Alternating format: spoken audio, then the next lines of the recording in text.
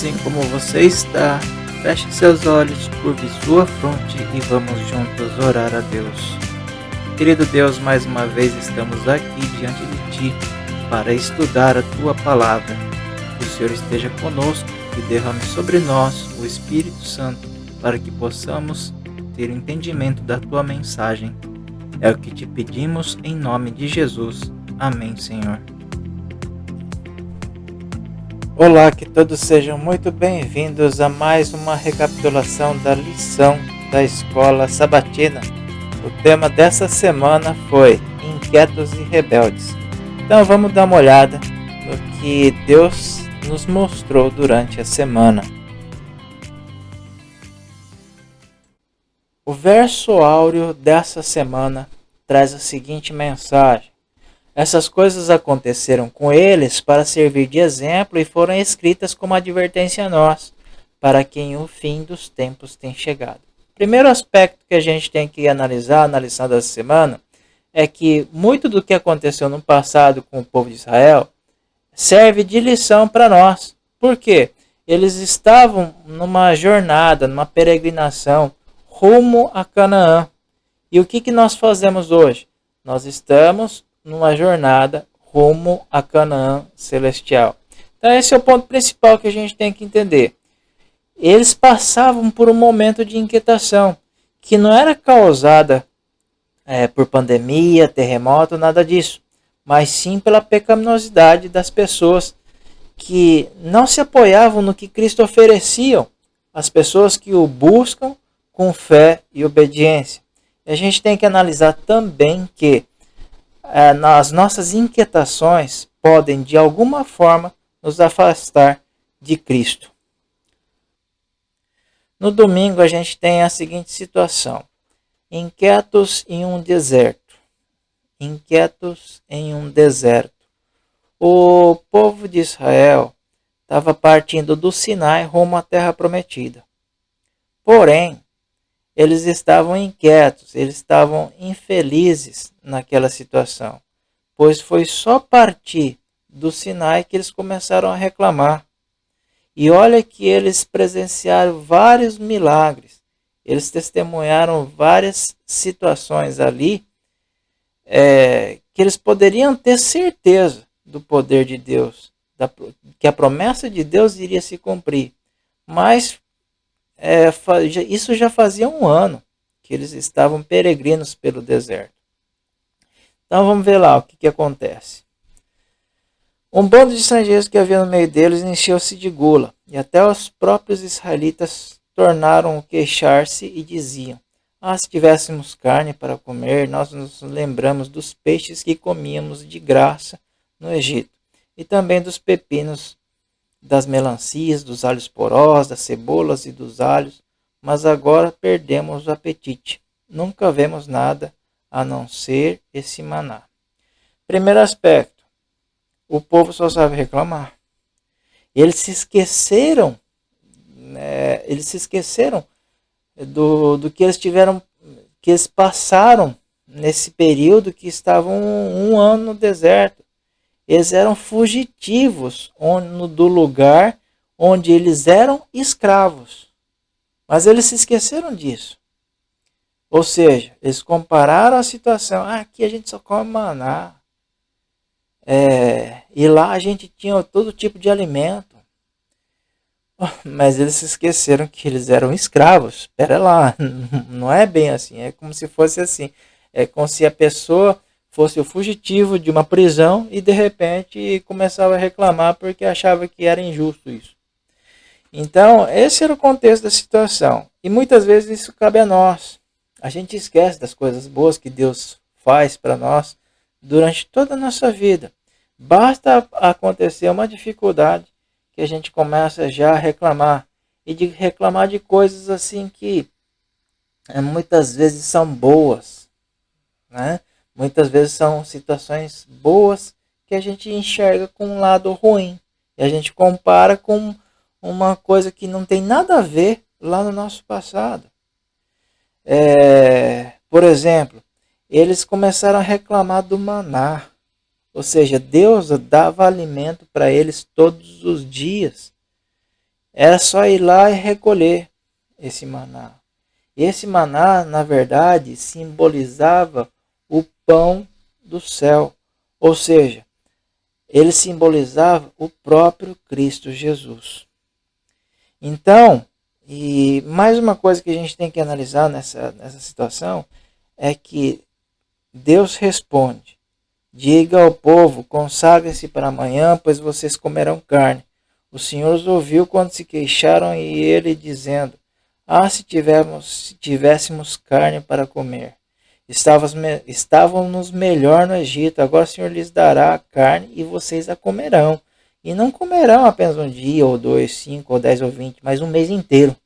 Até que lhes saia carne pelo nariz e vocês tenham nojo dela. Porque rejeitaram o Senhor que está no meio de vocês e se queixaram a ele, dizendo: por que saímos do Egito? Deus nunca deixa de ouvir as nossas inquietações. E muitas vezes, Deus sabe por que a gente está reclamando. Só que o povo de Israel naquela época, eles estavam tomados pelo pecado. E eles não podiam discernir entre o que era bom e o que era ruim. Ou seja,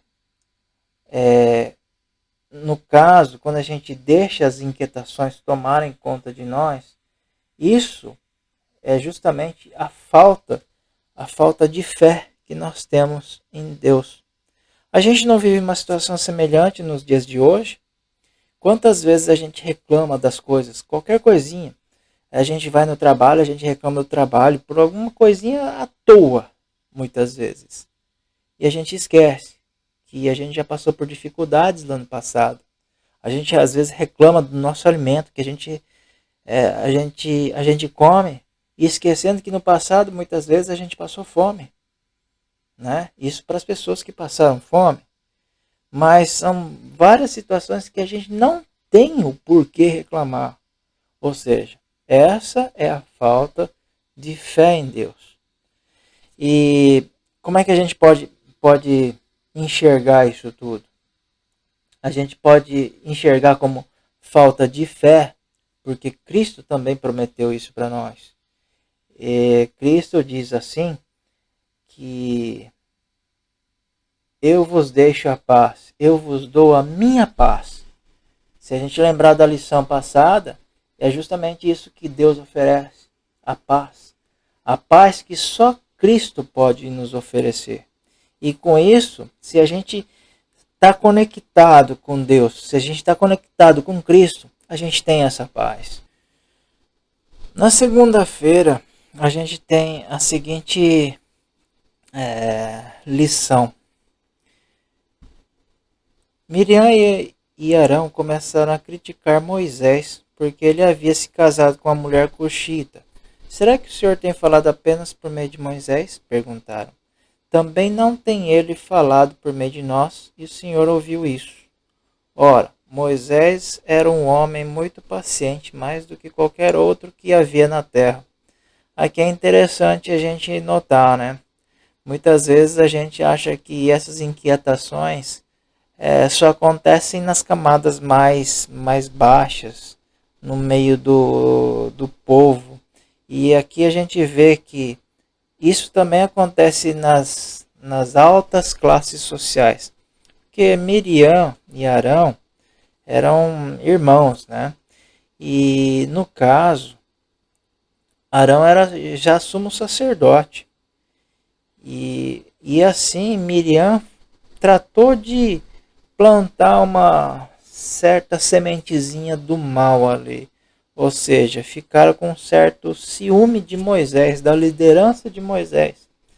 Isso se aplica a nós justamente por quê? Porque muitas vezes a gente tem inquietações por alguma coisa que muitas vezes nos aflige na igreja, na comunidade. E a gente geralmente ataca essas pessoas, né, os nossos líderes, achando que a gente pode fazer melhor. A gente pode mudar, reverter a situação, quando na verdade não é bem assim. O que Deus faz nessa hora?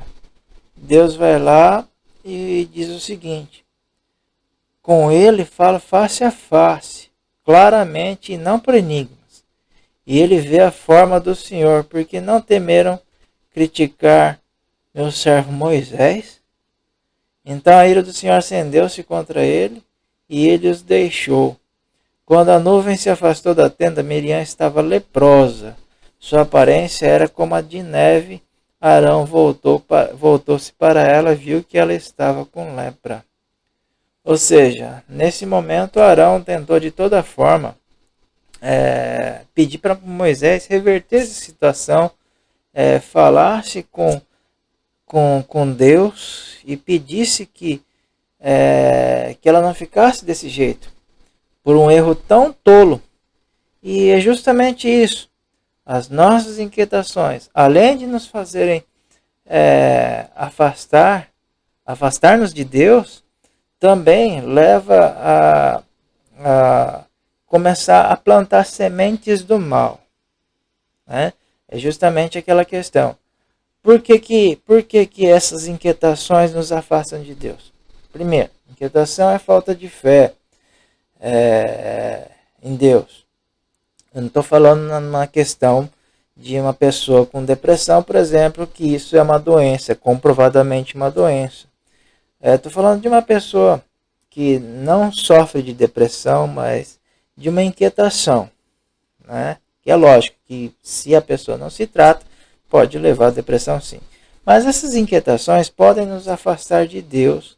E também, além de nos afastar de Deus, a gente tenta trazer gente junto com a gente, né? E justamente plantando a sementezinha do mal. E é lógico, e por causa desse pecado, por causa desse erro, Miriam pagou, ela se tornou leprosa. Mas, como Moisés era muito paciente e ele era um servo de Deus, na verdade. Então, Deus até chama a atenção deles. Como é que vocês ousam, né, chamar a atenção do meu servo Moisés? Ou seja, vocês não têm medo, né? Porque eu falo com ele face a face. E vocês ainda criticam? Ou seja, muitas vezes a gente tem a mania, né? Mania, talvez, não vamos dizer assim. Mas a gente costuma criticar nossos líderes. E só que Moisés fez o seguinte: Moisés orou por essa pessoa que quis, de alguma forma, prejudicar Moisés. Ele fez justamente... essa situação é bem interessante porque ele fez justamente o que Cristo fez pelo povo que o crucificou. Né? Ou seja, ele pediu para Deus que não castigasse, né? Que não deixasse que Miriam sofresse por isso, porque ela não sabia o que estava fazendo. Foi um erro tolo, foi um erro infantil. E muitas vezes a gente comete erros infantis se a gente é tomado por inquietações. Né? Isso que é muito interessante, essa passagem. Quando Moisés vai lá e intercede, ele pede, né, para que Deus recupere a saúde de Miriam. Bem, na terça-feira, aqui o contexto foi o seguinte. Vamos ver alguns versículos aqui. E deram o seguinte relatório a Moisés: entramos na terra a qual você nos enviou, onde manam leite e mel. Aqui estão alguns frutos dela. Bom, primeiro foi o seguinte: eles trouxeram frutos, falou que a terra era maravilhosa e tudo mais. Mas o povo que lá vive é poderoso, e as cidades são fortificadas e muito grandes. Também vimos descendentes de Enaque. Os amalequitas vivem no Neguebe, os hititas, os jebuseus e amorreus vivem na região montanhosa, os cananeus vivem perto do mar e junto ao Jordão. Então Caleb fez o povo calar-se perante Moisés e disse: Subamos e tomemos posse da terra. É certo que venceremos.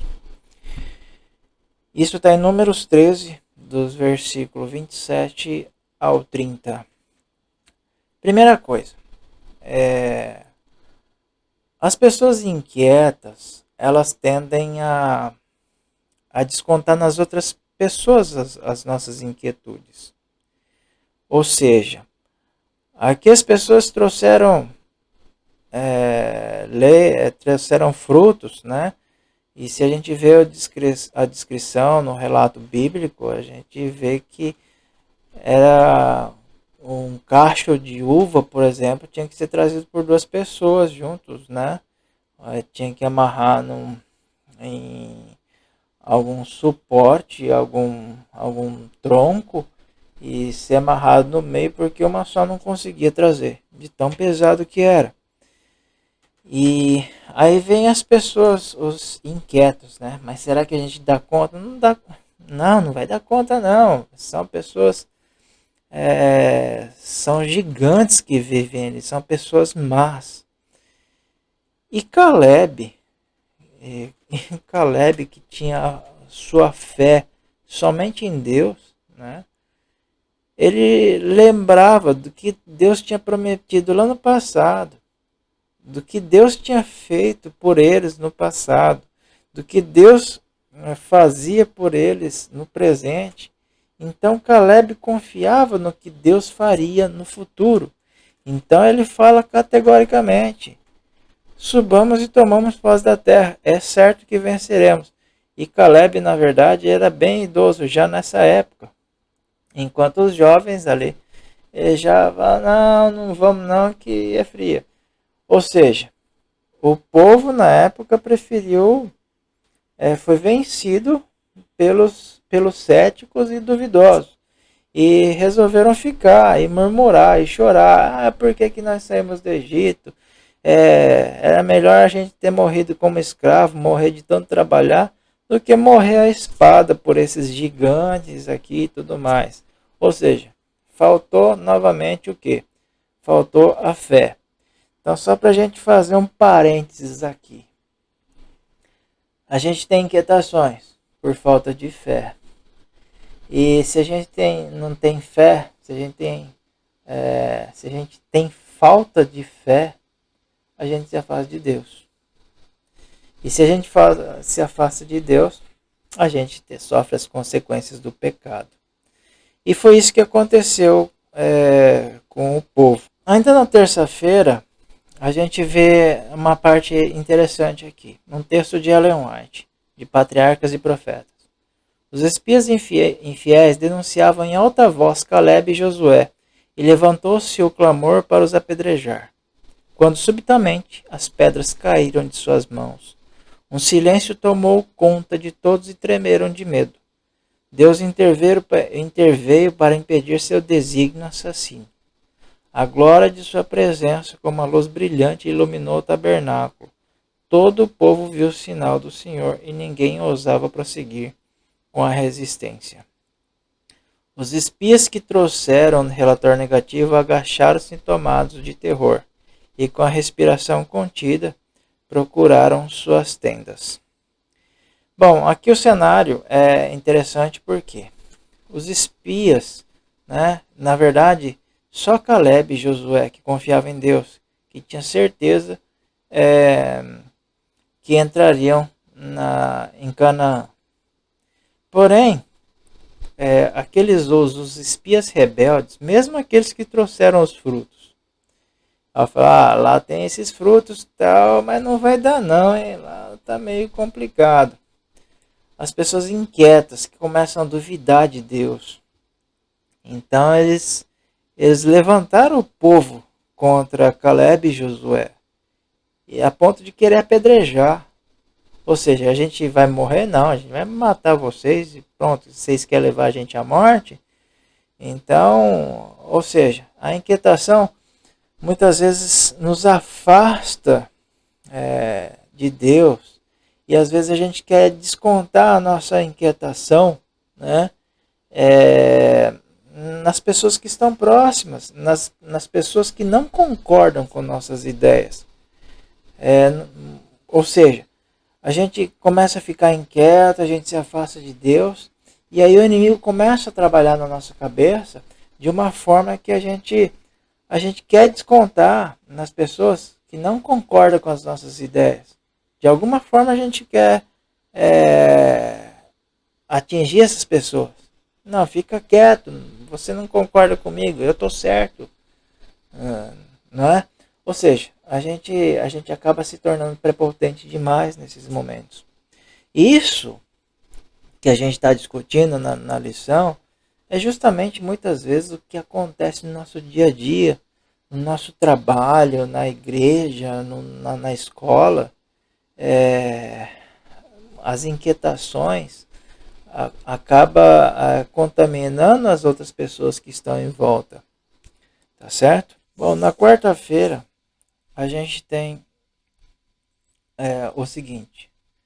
E o Senhor disse a Moisés: até quando esse povo me tratará com pouco caso? Até quando se recusará a crer em mim, apesar de todos os sinais que realizei entre eles? E os ferirei com praga e os destruirei, mas farei de você uma nação maior e mais forte do que eles. Mais uma vez, dá a impressão que nesse momento o tempo para, né?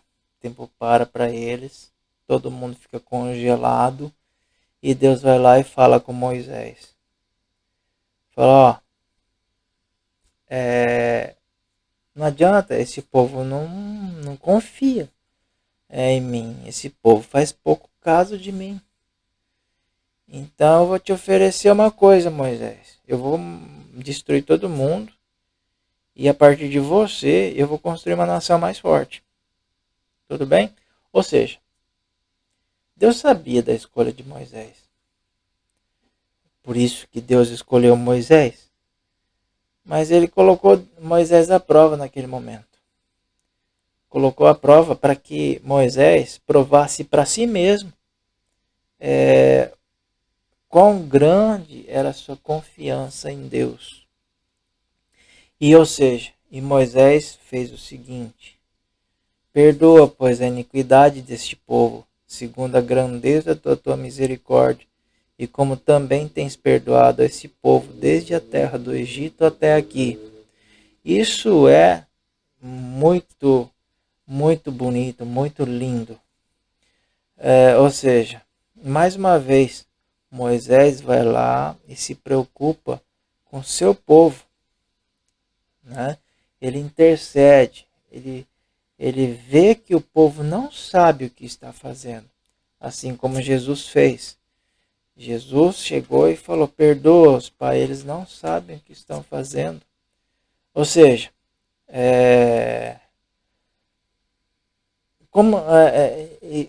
Deus sabia que a atitude de Moisés seria essa. Mas talvez, nesse momento, nem Moisés sabia dessa atitude que ele teria.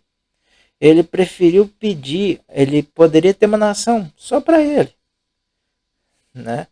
Mas não, ele escolheu ficar do lado do povo. Ele pediu a Deus a confiança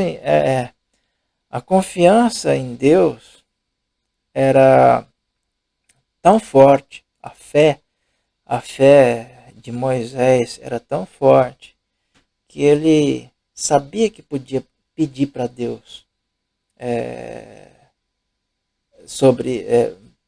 ele podia pedir para Deus que perdoasse esse povo, a iniquidade desse povo. Então, é assim, é bem marcante essa questão.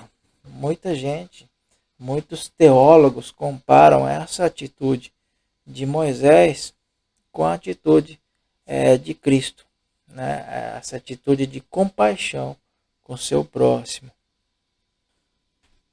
Bem, na quinta-feira a gente tem a fé versus a presunção. Como é que seria isso? pecamos, disseram eles. Aqui estamos e subiremos ao lugar que o Senhor nos prometeu. O que acontece aqui? Quando Deus foi lá e apareceu, né, para os israelitas e falou: bom, não, já que vocês duvidaram de mim, agora vocês vão ficar mais tempo no deserto. Mais 40 anos. A descendência de vocês não vai entrar em Canaã. Não vai entrar na Terra Prometida. Vocês vão ter que sofrer as consequências do pecado de vocês. E até só depois que toda essa geração morrer, for destruída assim, passar essa geração, somente a nova geração tomará posse da Terra Prometida. Ou seja, os israelitas sabiam que tinham errado. E só que pior, eles achavam que Deus poderia voltar atrás. Oh, não, a gente já aprendeu. Parece aquela questão de criança, né? A criança passa por uma situação ruim, que não dá certo. O pai vai lá e dá aquela bronca. Não, você não podia ter feito isso, tal. Dá aquela bronca total. Só que agora você vai ficar de castigo.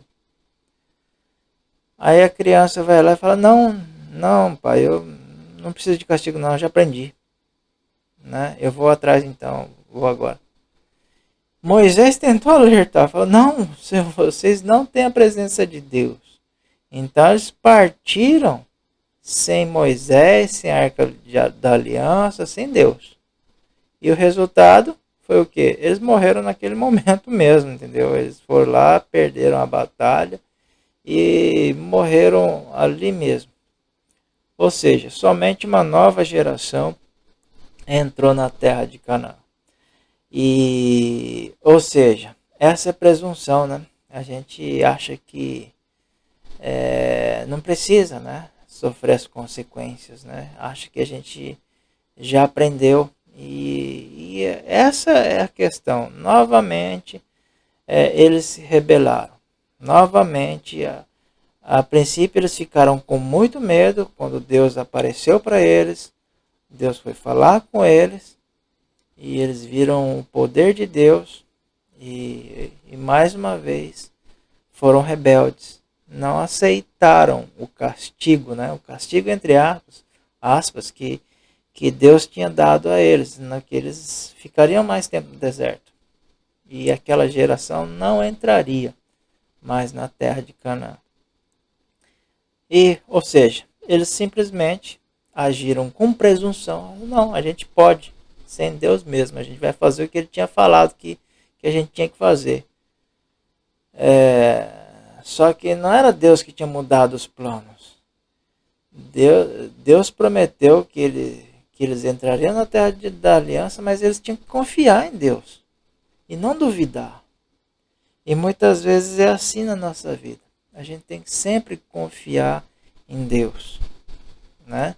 A gente tem que sempre estar de olhos abertos, ouvidos também, para saber realmente o que Deus quer para a nossa vida. E sempre confiar, nunca duvidar, faltar com a fé em Deus.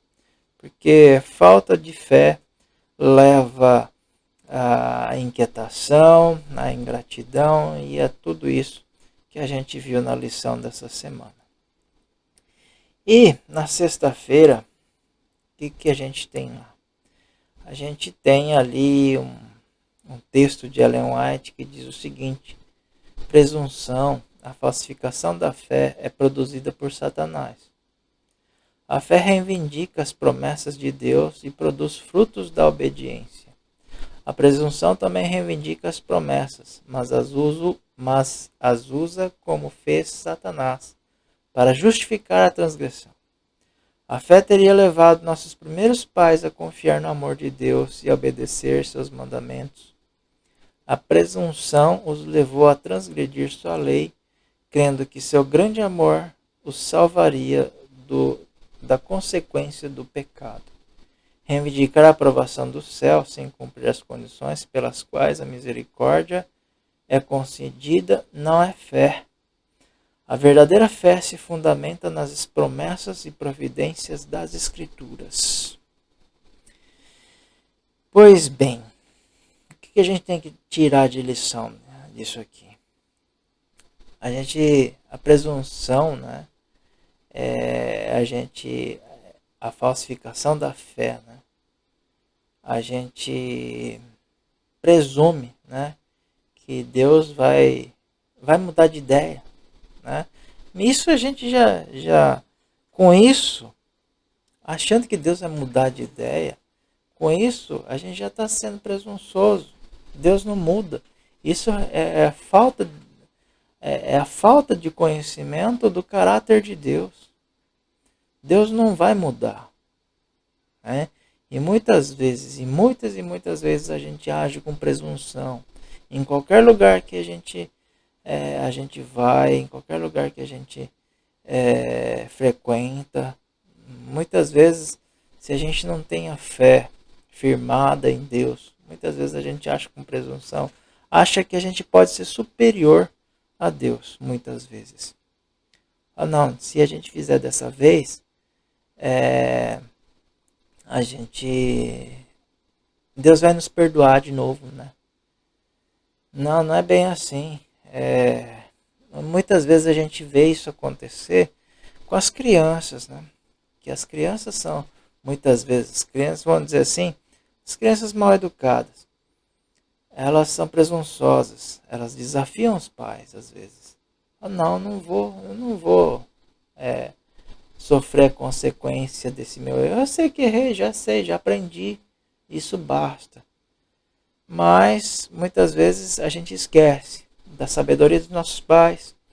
E aqui muitas vezes é a mesma coisa. A gente esquece da sabedoria, da onisciência de Deus. Que Deus sabe todas as coisas.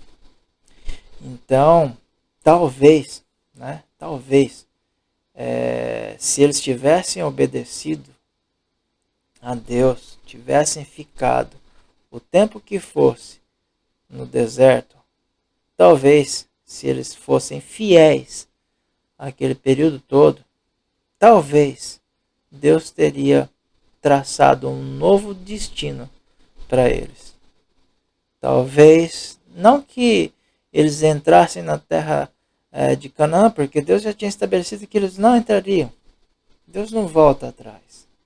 Mas talvez a vida deles teria sido um pouco melhor vivendo, mesmo que vivessem no deserto, né? Então é isso que a gente tem que enxergar na lição dessa semana. A gente tem que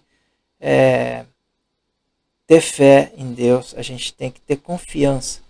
Ou seja, e nunca esquecer das coisas que Deus fez por nós no passado, das coisas que Deus faz por nós no presente e das coisas que Deus fará para nós no futuro. O Deus de ontem é o mesmo Deus de hoje e o mesmo Deus de amanhã. Deus é o Deus do início ao fim, né? E Jesus fala, eu sou o alfa e o ômega, ou seja, é o princípio e o fim, né? Então essa foi a lição de hoje e que a gente deve levar em consideração, a gente deve refletir nesse aspecto. O quão mais obediente eu tenho que ser. A gente tem que... A nossa fé, o exercício da nossa fé está ligado justamente a isso. Se a gente tiver fé, se a gente exercitar nossa fé, confiar em Deus plenamente, de todo o coração, a gente tem que fazer esse exercício de fé. Mesmo que às vezes a gente duvide, né, a gente tem que dar aquele nosso passo de fé. Se a gente não der esse passo de fé, a gente nunca vai ver a glória de Deus. Se Deus falar isso pra gente, ó, você tem que fazer isso, a gente tem que confiar e dar. A gente tem que ser superior à nossa presunção. E se a gente achar que a gente não é capaz, a gente vai estar certo. Mas se a gente achar que a gente vai ser capaz, a gente vai estar certo também. Ou seja, das duas formas a gente está certo. Se a gente não acreditar, a gente não acredita, não tem jeito, né? Agora, se a gente acredita realmente em Deus, a gente tem que dar esse passo de fé. Não só em pensamento. A gente tem que realmente dar esse passo em busca de Deus, do que Deus prometeu para nós. Então, mais uma vez, assim como estamos, vamos orar a Deus. Querido Deus, te agradecemos, Senhor, por mais esse privilégio de estudar sobre a Tua Palavra. Que o Senhor esteja conosco durante esse santo sábado, que nós possamos congregar com os nossos irmãos, Senhor, estar na Sua santa casa de oração. Querido Deus, que o Senhor nos dê sabedoria para que o Senhor nos conduza à Tua paz, Senhor. Que nós possamos sempre confiar em Ti cada vez mais, Senhor. Querido Deus, ainda te peço que o Senhor esteja com todos os familiares que estão, das pessoas que estão enfermas no Brasil e no mundo inteiro, Senhor. E que o Senhor também esteja com os familiares, com as pessoas que estão enlutadas, que as pessoas que perderam entes queridos, Senhor, que o Senhor conforte o coração de cada uma dessas pessoas. Querido Deus, por todas essas coisas, Senhor, eu te peço e te agradeço em nome de Jesus. Amém, Senhor. Muito bem, então essa foi a lição da Escola Sabatina. Se você gostou, vai lá e compartilhe com seu irmão.